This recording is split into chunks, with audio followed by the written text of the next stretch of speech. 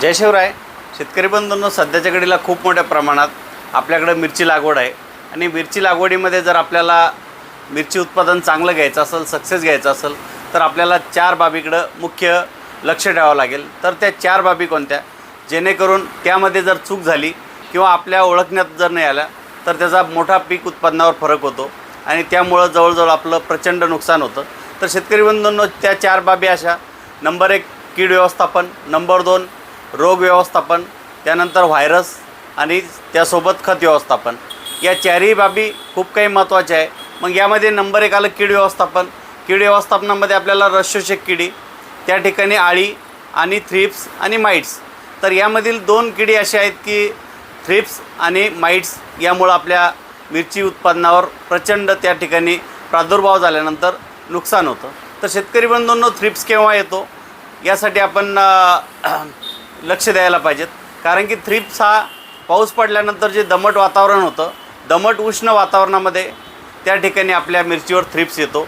Thrips आल्यानंतर त्या ठिकाणी आपल्याला ते ओळखायचा कसा, तर दमट वातावरणामध्ये शेतकरी बंधूंनो जर थ्रिप्स आला तर थ्रिप्स हा पानातील स्टोमोटा, ज्याला आपण पर्णछिद्र म्हणतो, त्या पर्णछिद्रातून रसशोषण केल्यामुळं त्या ठिकाणी पानं अशा वरच्या बाजूला होतात आणि वरच्या बाजूला त्या ठिकाणी आपण त्याला चुरडा म्हणतो.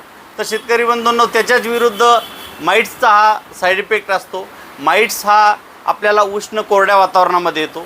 जसं की सध्याच्या घडीला उष्ण आणि कोरडं वातावरण आहे, तर अशा वातावरणामध्ये माइट्स आल्यानंतर त्या ठिकाणी माइट्स हा झाडाच्या ज्या अन्न देवाणघेवाण करणाऱ्या पेशी असतात, तर त्या पेशी फोडून त्या ठिकाणी पानाच्या खालच्या बाजूला एक स्वतःचं जाळं बनवून त्या ठिकाणी जास्तीत जास्त त्या पेशी फोडून त्यामधून रस शोषण करतो.